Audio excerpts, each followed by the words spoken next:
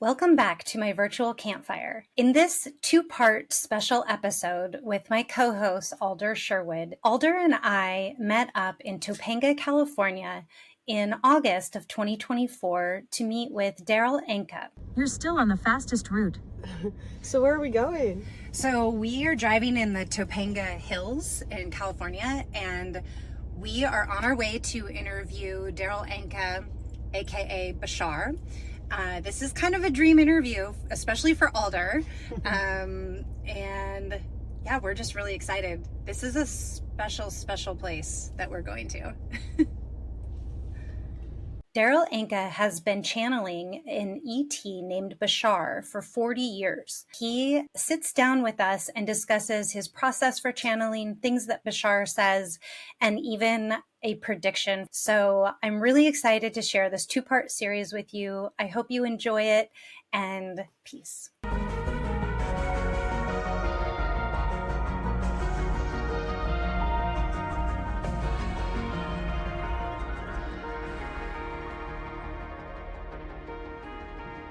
Thank you, Darryl, for being here. My pleasure. Thank you for having me. Yeah, we are excited to talk to you about the intentions of your work and where you see your work going in the future and how it can be helpful for people. Yeah, well, primarily, of course, because Bashar is a first contact specialist, it's all about contact. It's all about disclosure. It's all about letting people know that ETs have been around for a long time and that we're just getting used to the idea of joining a larger galactic family. Of course, when I say that, I'm talking about certain aspects of our civilization, certain aspects of our culture, because there are cultures on the earth that have known about ETs for thousands of years, and this is not anything new to them. So we're really talking about the introduction of this concept a little bit more to Western culture, which has sort of been in denial about the existence of all of this going on for quite some time. I call the process remembering instead of learning. Yeah. Can you comment on that a little bit? Well, obviously, as spirits, we all know this is all going on. We know this is happening from a higher level. We know it unconsciously, subconsciously. But our physical minds have forgotten this because of the way we've been taught, how we've been brought up on the earth. We're focused on different things. We're very focused into physical materiality. And so a lot of times, a lot of people in our culture don't feel like they're in touch with that kind of information that our spirits know, our souls know. So it is about remembering what we already know. I mean, that's really what in the channeling Bashar has always said is, I'm here to remind you of what you know so you can help remember, what's going on and sort of wake up into what's actually happening that from a spirit level has been going on, but from a physical level you've forgotten. Mm-hmm. So Bashar says something about there's the TV set analogy. Mm-hmm. So it's turning into the frequency of the timeline that you would like to be on. Yeah, he usually uses the TV analogy to explain parallel realities. Because first and foremost, he's basically saying we're always shifting into parallel realities, moment to moment to moment, literally billions of times a second. That's what creates the side effect called time and space and change, is that our consciousness is shifting like through frames of a film strip, like a projector light, and we create the illusion of change, the illusion of time and space and movement. And so the idea of using the TV analogy is to help explain the idea that all of these parallel realities exist at the same time in much the same way that a whole bunch of TV programs are playing at the same time, but you only get the one on your TV that you're tuned to. But when you change the channel, you're changing frequency, you get a different program. It doesn't mean the program you were watching a minute ago has gone away. It's still there, it's still playing, but now you're on a different frequency, so you're receiving different information. And basically he's saying that's how reality is structured, sort of, and that whatever we tune into as a frequency is the program we get. And so by changing our frequency, we can get different programs. By making sure that we're moving in a positive direction, we will constantly shift or navigate, as he says, through a series of more positive realities, as opposed to shifting our frequency out of fear or negativity into more negative vibrations and getting a series of negative experiences, negative realities, because they all coexist. We have many choices, so it's about us making the choice that we prefer. Do you think there's a reality right now where disclosure has happened? Oh, And absolutely. what does that look like? Absolutely. Well, it can look like many things. There could be many, many realities where disclosure has happened, and probably has happened in any number of ways you can imagine. And there are a number of realities where it will never happen in all the ways you can imagine. So it really is, again, up to us to decide, what do we prefer here? What are we open to? What are we willing to receive? And to move in that direction by taking the actions and being in the state of being that is most conducive to inviting contact to happen, disclosure to happen. Uh, we have to be willing to wake up. We have to be willing to look in ourselves and let go of any of the fear-based or negative beliefs that have been blocking that experience from happening. So I think, as Bashar explains it, each of us has a core vibration. And that core vibration, that signature frequency, is always attempting to attract what is in our best interest. So, as people have been learning about things like the law of attraction, it's not wrong that you have to be of the vibration to attract something equal to that frequency. But I think where people have a little bit of a misunderstanding is they think they have to learn that frequency. What Bashar is saying is, no, you give off that frequency naturally that attracts everything you need and everything that is to your benefit. All we have to do is learn to get out of the way of that frequency and stop blocking that frequency from bringing us what we need, from helping us make connection. Because everything is connected. That's our natural state. We're all made of the same one thing. We all come from source. So we have to sort of get rid of or clean our attic out of all the negative and fear-based beliefs that block that frequency from bringing us into a state of connection so that we can more easily receive what it is we need to receive. Contact with other beings, whether they're human or not, is part of that idea of being connected to everything. So I think we're waking up to learn that we're not alone. We've never been alone. There are more beings around, more forms of life around than we imagine. And it's now the end of one cycle, the beginning of another, and it's time for us to mature enough to be open to receiving the awareness that we're not alone in the universe. I mean, the universe. We have multiple beings, we have multiple dimensions, we have, like you said, multiple timelines. What are some tools or ways that people can experience, can learn how to release those blockages?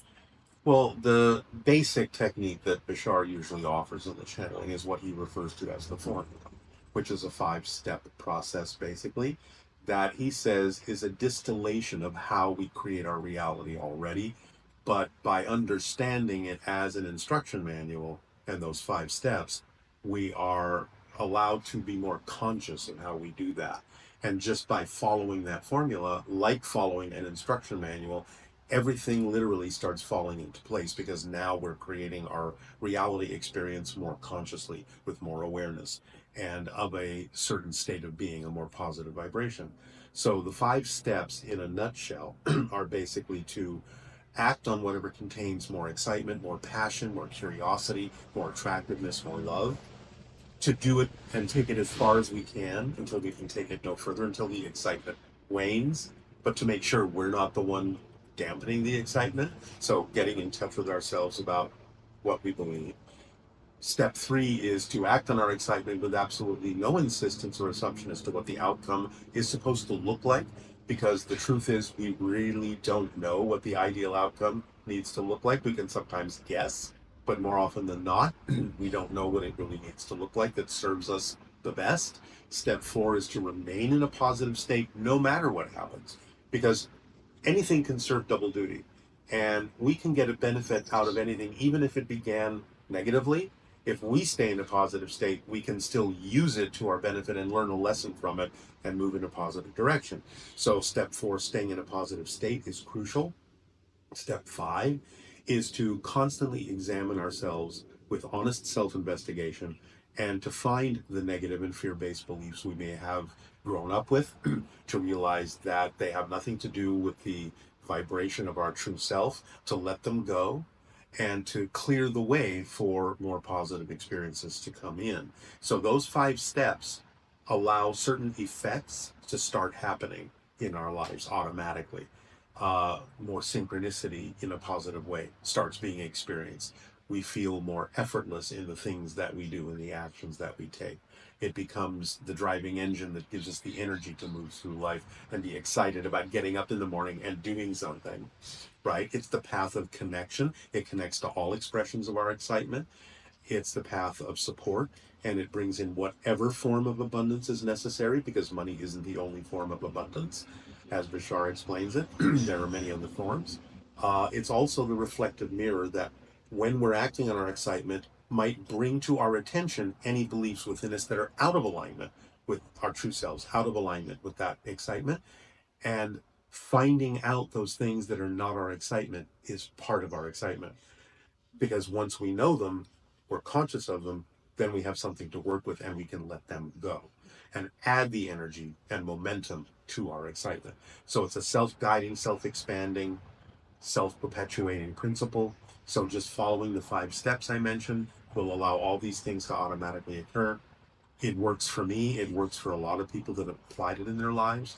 I constantly get people coming back saying, when I finally, truly, precisely applied that formula, everything changed, and everything changed in a more positive way. So I constantly get the feedback that says, basically, people don't have to believe that Bashar is real. Could be another aspect of my own consciousness rather than an extraterrestrial being. I can't prove he exists. I have my own proof for myself based on having seen a UFO and all that kind of stuff, and my experiences bringing me to this point. So I have my validations, but no one has to believe that Bashar is real. What's more important is they understand that the information proves that it is real itself. When applied, it actually creates an effect and it makes changes. So that's really what we want people to focus on, is the information that comes through the channeling, not so much the idea that they have to believe Bashar is a real ET for them to buy into the information. That, I think, is the most important aspect of it. I think that's super important, because I know that I had an experience on board a ship, and I didn't know how to describe it to anybody. I didn't know even that that could be possible.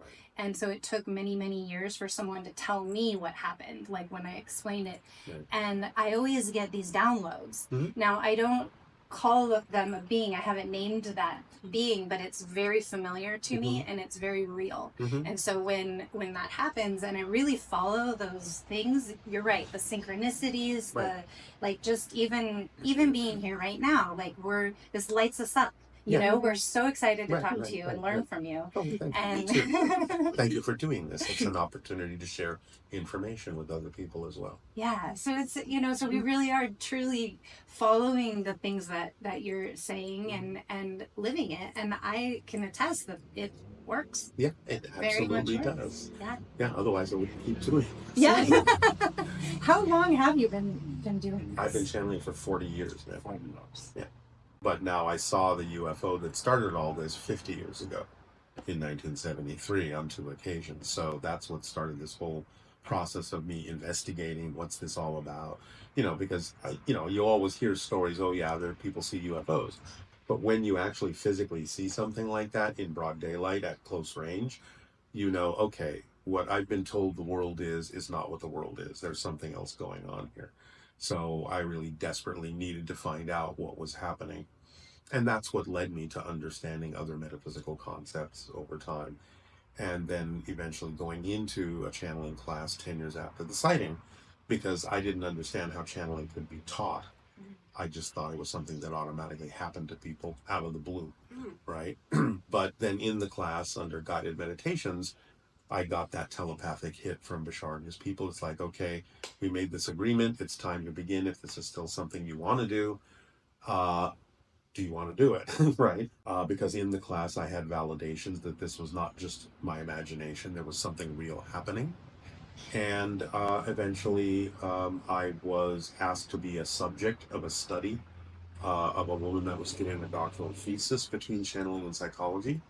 and I would channel for her friends. She would take her notes.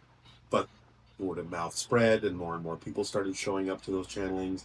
Eventually, I got asked to do it in different places, in different cities, in different countries, and here we are 40 years later. So, And do you enjoy it? oh yeah, absolutely, absolutely. I wouldn't be doing it if I didn't.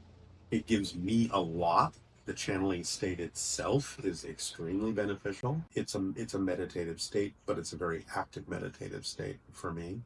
So it gives me a lot, and that's another reason I keep doing it, aside from the fact that a lot of other people say they get a lot out of it, and it's that appreciation and that gratitude that really keeps me going, because I know it's helping people, and I love to help people. So um, that's why I do it. So in disclosure, we're finding that there's a lot of fear based on even talking about people's sightings. Us doing this show, I mean, I had fear inside myself of just being in this world of ETs and aliens and stuff, and it's something I had to overcome in myself. So I feel like a lot of this disclosure is facing our fears. Absolutely.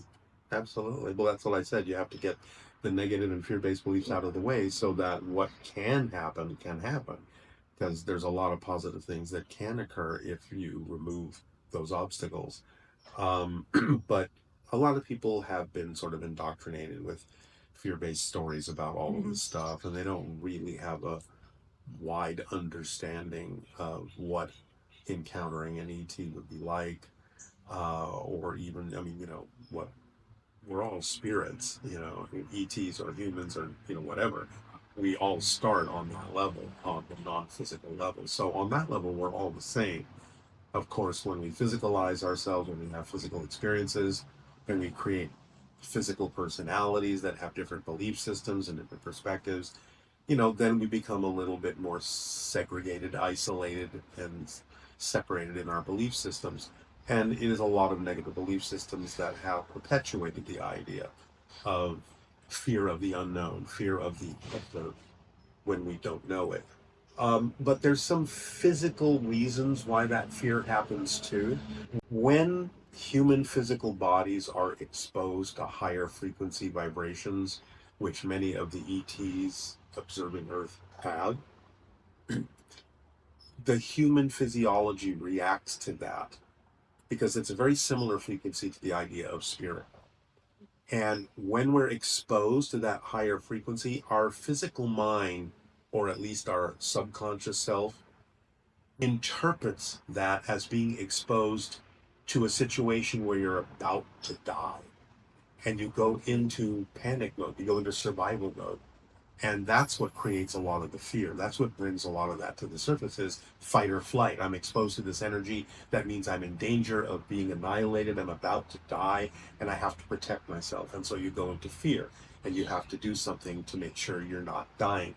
So it's about calming the physical mind to the point where it can be exposed to those higher frequencies without going into panic mode, without going into survival mode, to understand it's not going to be annihilated. It just has to raise its frequency, and it can be part of the experience too. So it's about literally having a dialogue with your physical mind to calm it down, to let it know it's going to be okay, that you're kind of raising your frequency together with your spirit, your physical mind, all together moving up and becoming more vibrationally compatible with beings that already operate on a much, much higher frequency. So just getting used to that. And that's really the purpose of Bashar's information, is not only to prepare us for the idea of contact, but in applying his information that helps make our lives better and more positive, it actually helps us raise our vibration and frequency-wise meet them halfway, so that we're not so different energetically from them, and we won't go into panic mode when we meet them. That's why they keep their distance at the moment and just let the information do the work, because they know that there are certain species we could tolerate, but there are species we can't. And if we raise our vibration, it'll be more likely that we can accept and interact with those higher vibrational species. But I'm sure that when contact happens, they're going to start introducing us to the ones that are probably closer to us, more like us, so that we're not freaking out. It's something we can more easily relate to, hybrids and Pleiadians and those that seem to be our genetic relatives or cousins in some way, shape, or form that are humanoid in form. So it's not such a stretch. Mm-hmm. Then later they'll probably introduce us, when we're ready for it, to species that are nothing like us. But there'll be a gradual process of introduction because they don't want to shock us. They want us to get in there gradually and be comfortable during that process. Otherwise, what's the point? What you were talking about with like the fear of death, it kind of leads into the next question that I wanted to explore is, when we do pass, we have another dimension that we're in, but we're still there. Very, very evident. So much evidence that we're still there. And I know I've had a near-death experience where I saw this, I felt it, and I wanted to stay there. Mm-hmm. But most people do. I know.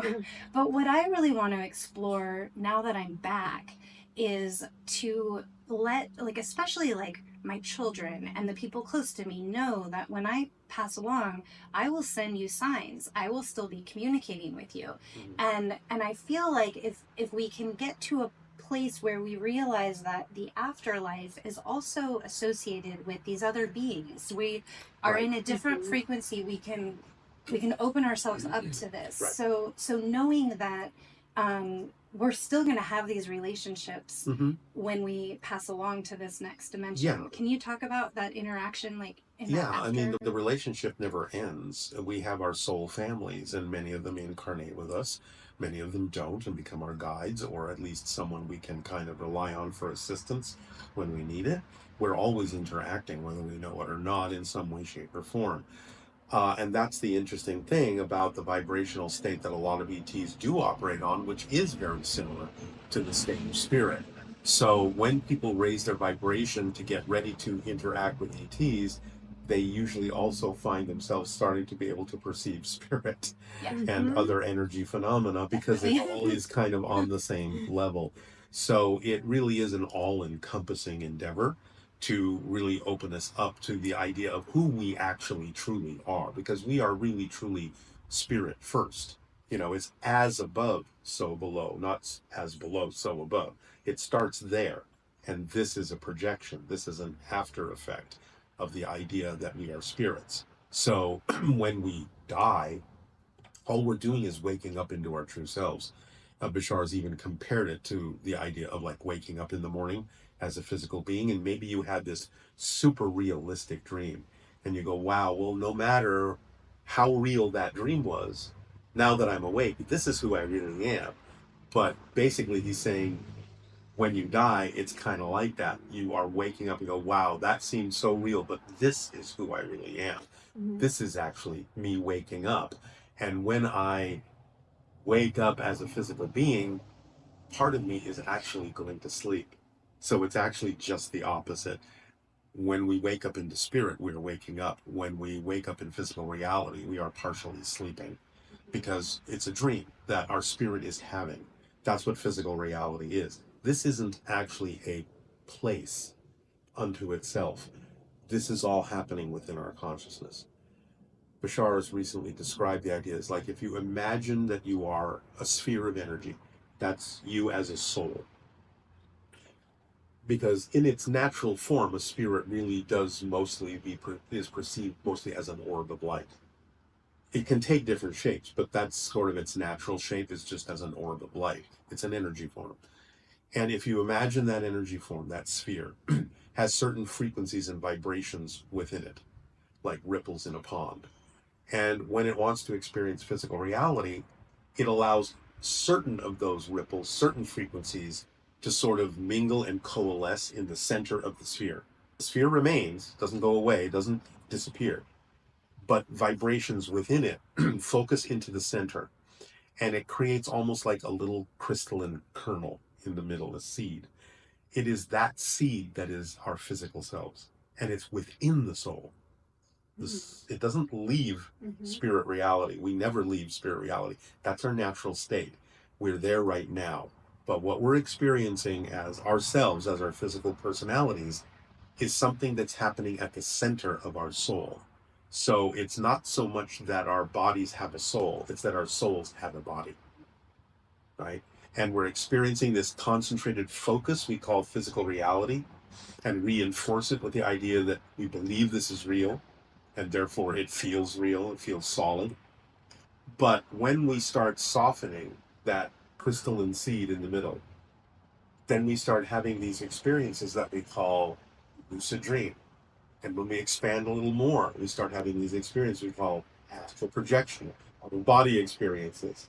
And then we have near death experiences where we're closer to being back to the diameter of our soul's sphere. And when we die, we are our soul again. So the idea of all those experiences are simply different stages of us relaxing the physical perspective and broadening it back out to the diameter of what we are, using the sphere analogy, as an actual non-physical entity of light and energy as a soul. So Yeah. We've found that as we've been doing our C5 meditations, or we've been joining people and we're trying to contact the different beings, what we found is different people that had passed come into the circle, or different ancestors, like multiple times. We weren't expecting that. Like, oh, they're right there. because everything is here. Yeah. Everything is only separated by a little difference in frequency. So it's us opening our consciousness at the time. It was the collective group that seems to really intensify it. Well, again, it's just like switching your channel on television. All the programs are right here.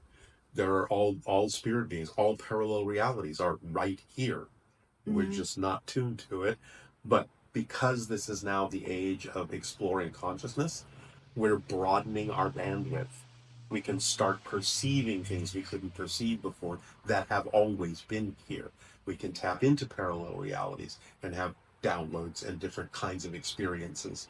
Things like precognition, things like deja vu, stuff like that are all side effects of tapping into different levels of reality, because our bandwidth is broader. We can start perceiving spirits. We can start communicating with them more consciously. Again, not that we haven't had them here all the time, but our bandwidth is broader now. We're picking up on more information. So that's one of the side effects of the expansion of our consciousness and the exploration of our spirituality, is we can take in more. We can handle more information. And a lot of that extra information happens to reside in different realities and different dimensions. And so we're now realizing, oh, our consciousness is bigger than just this. We actually can contain information from more of this, all of this. And again, as we go back to being our soul, then we just suddenly know a lot more. It's not even about believing it anymore. We just know a lot more because we are those kinds of receptors. We're a better antenna to receive information from a larger swath of existence, from the multiverse. Bringing it back to Earth, what does this mean for our planet? You never actually change the planet you're on. You're shifting to different versions of Earth, billions of times per second. In this conversation, we have shifted through billions of versions of Earth. That's what creates change, time, space, our ability to move as a physical being, the illusion of movement, the illusion of distance.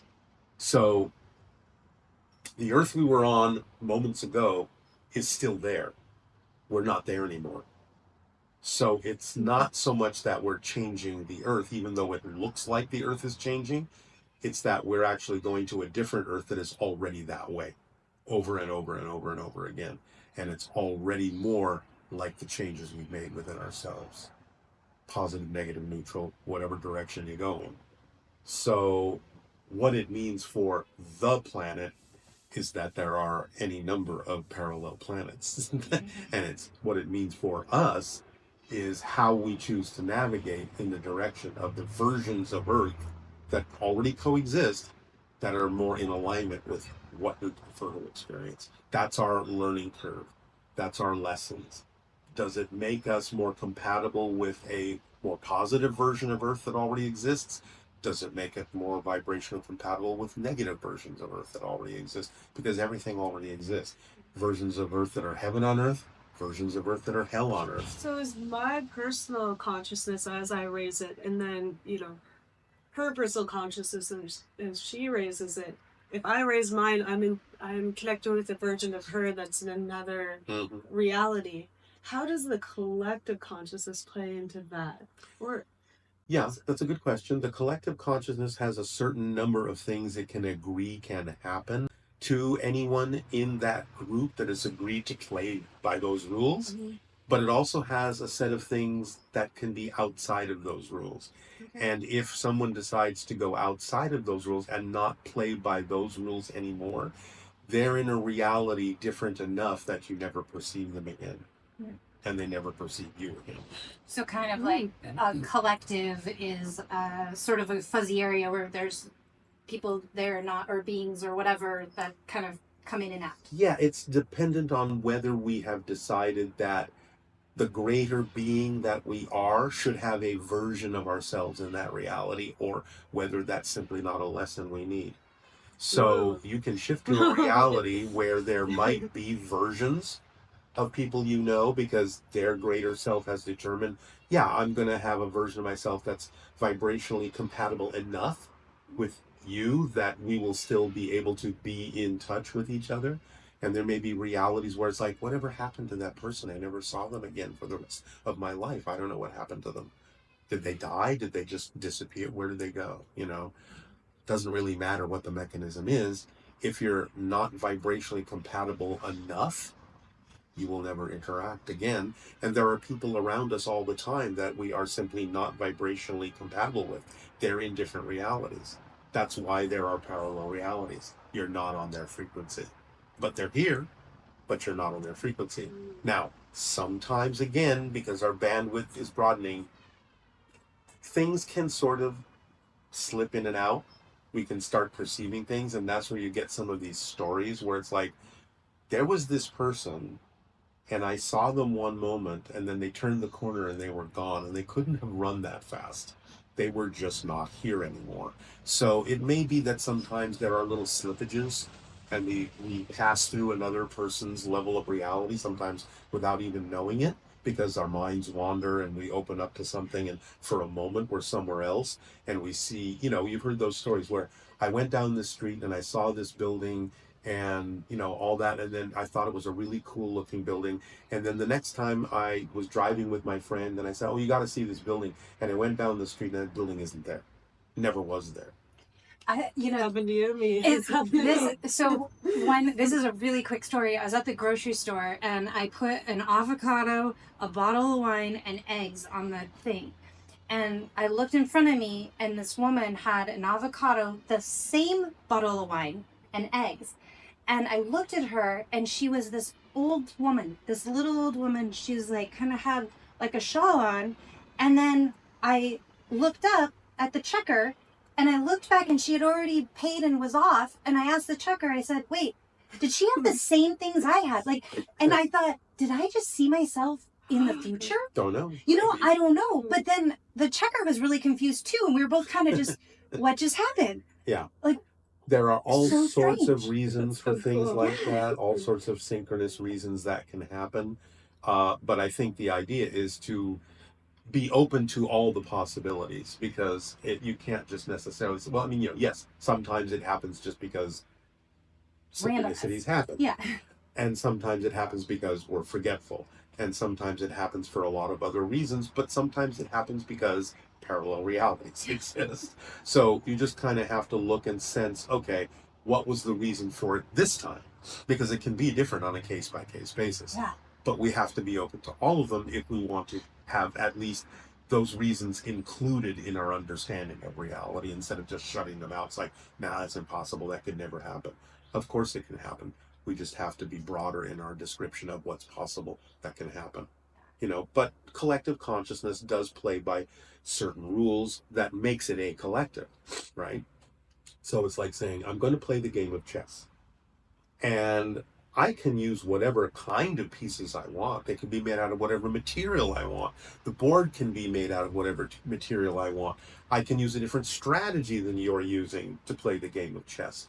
But I have to play by the rules of chess. Otherwise, I'm playing checkers or something else that you're not playing. So there are certain parameters within a collective consciousness that says this is the game we're playing. If you go outside that, you're playing a different game, right? Yeah, that makes sense. So, Yeah. but now, because of broadening our bandwidth, collective consciousness say, okay, now it's okay for you to play chess and checkers, and that's okay. We can include that in our collective consciousness. So now there's more possibilities that you can experience. So that's kind of what we're doing, is in increasing the rules of the game. Mm-hmm.